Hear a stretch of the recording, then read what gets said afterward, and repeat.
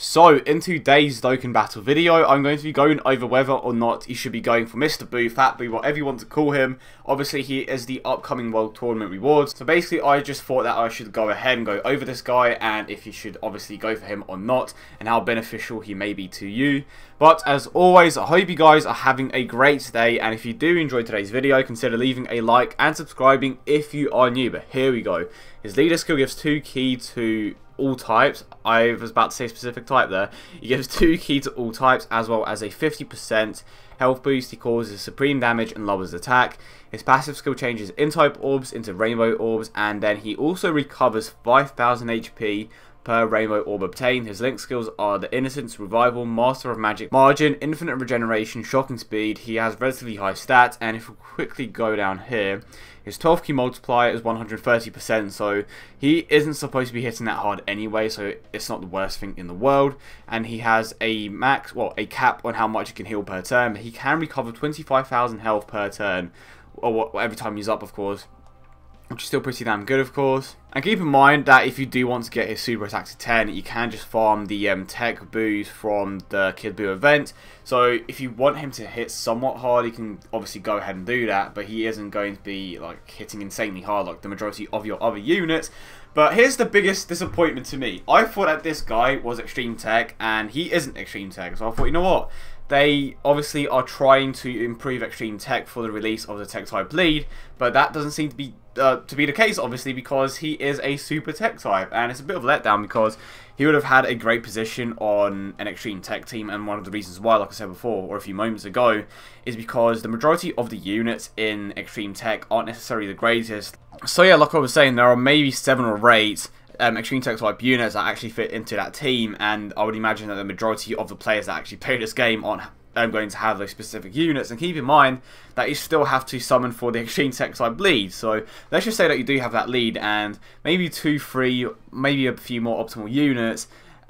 He would have been a great addition to that team because he has Shocking Speed, which is a relatively common link. It depends on the units that you decide to use. He can heal, which again is somewhat useful as well. He has the Revival link, which is pretty common among some of the units there. You have Perfect Cell, you have Golden Freezer, so a few units there do share it. And he also lowers attack, so he would have been a great addition to that team, but for some reason they decided to make him Super Tech. But like the majority of the Fat Boos have been Super Techs for whatever reason, even though he was like a villain for the majority of the entire Majin Buu arc. It wasn't until like the final few episodes where he was actually good. Actually, that's a lie.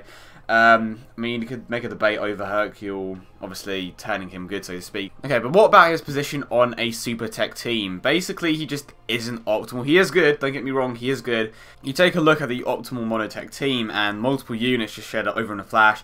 Peace Fighter and Prepared for Battle linked, and Shocking Speed is nowhere to be seen. But keep in mind that is just the optimal team. If you don't have the optimal team like me, I tend to run Super Saiyan 3 Gotenks, Super Saiyan 3 Goku, Whis, Pikkon, Super Saiyan Gotenks, and I believe in the last slot I tend to have Golden Freeze or something along those lines. So because I do have multiple Shocking Speed units, he could fit relatively well in there.